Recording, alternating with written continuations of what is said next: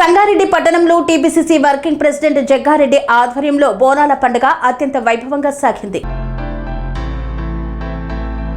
సంగారెడ్డి పట్టణంలో TPCC working president Jaggareddy ఆధ్వర్యంలో బోనాల పండుగ అత్యంత వైభవంగా సాగింది.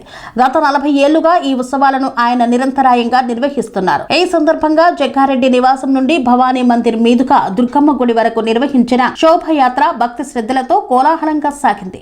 భక్తి శ్రద్ధలతో అమ్మవార్లకు బోనాలు సమర్పించారు. ఉత్సవాల్లో భాగంగా జగ్గారెడ్డి కుమార్తె జయ చైతన్యారెడ్డి తన నివాసంలో బోనం ఎత్తగా కుటుంబ సభ్యులు మైసమ్మ, భూలక్ష్మి, దుర్గమ్మ అమ్మవార్లకు భక్తి శ్రద్ధలతో బోనాలను సమర్పించారు. ప్రసిద్ధ జోగిని నిషాక్రాంతి సంగారెడ్డిలో బోనమెత్తి ఆడిపడారు. కాళికామాత, దుర్గామాత వేషధారణలతో వచ్చిన కళాకారులు ప్రత్యేక ఆకర్షణగా నిలిచారు. పోతురాజుల నృత్యాలు, డప్పు చప్పుళ్లు, కోలాటాలతో సంగారెడ్డి పురవీధులు మారుమ్రోగాయి.